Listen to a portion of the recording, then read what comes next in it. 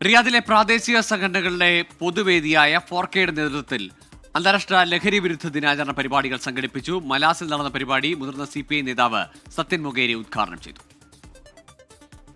ആഗോള ലഹരി വിരുദ്ധ ദിനത്തോടനുബന്ധിച്ചാണ് പരിപാടി സംഘടിപ്പിച്ചത്. സ്കൂളുകളും കോളേജുകളും കേന്ദ്രീകരിച്ച് മയക്കുമരുന്ന് മാഫിയകൾ വാണിജ്യാടിസ്ഥാനത്തിലുള്ള വലിയ ശൃംഖലകൾ സൃഷ്ടിച്ചിരിക്കുകയാണെന്ന് പരിപാടി ഉദ്ഘാടനം ചെയ്തുകൊണ്ട് സംസാരിക്കവേ മുതിർന്ന CPI നേതാവും മുൻ MLA സത്യൻ മൊകേരി പറഞ്ഞു.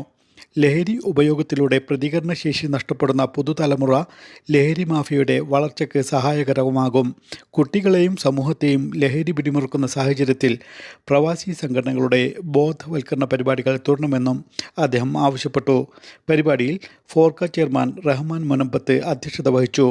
വൈസ് ചെയർമാൻ ജയൻ കൊടുങ്ങല്ലൂർ ആമുഖ പ്രഭാഷണം നടത്തി. റിയാദിലെ പ്രമുഖ സാമൂഹിക പ്രവർത്തകരായ ഷിഹാബ് കൊട്ടുകാട്, സലീം കളക്കര, സുരേന്ദ്രൻ കൂട്ടായി, സുധീർ കുമ്മിൽ, നിബു വർഗീസ്, ഷാജഹാൻ ചാവക്കാട്, ഖാൻ പത്തനാപുരം, സാലി ആലുവ, വിനോദ് കൃഷ്ണ, ജോസഫ് അതിരുങ്കൽ, മജീദ് ചെമ്മാട്, സലീം പള്ളിയിൽ, ദേവദാസ് കായംകുളം, സജീർ ഖാൻ ചിത്ര, നൌഷാദ് കോട്ടയം, നൌഷാദ് യാക്കൂബ്, ഷാജഹാൻ മജീദ്, ജാനീസ് എന്നിവർ പങ്കെടുത്തു. ഇന്നത്തെ ലഹരി നാളത്തെ നാശം എന്ന പേരിൽ ഫോർക്കയുടെ നേതൃത്വത്തിൽ കഴിഞ്ഞ 3 മാസമായി ലഹരിക്കെതിരെ വിവിധ പ്രചാരണ പരിപാടികൾ നടത്തിവരികയാണ്.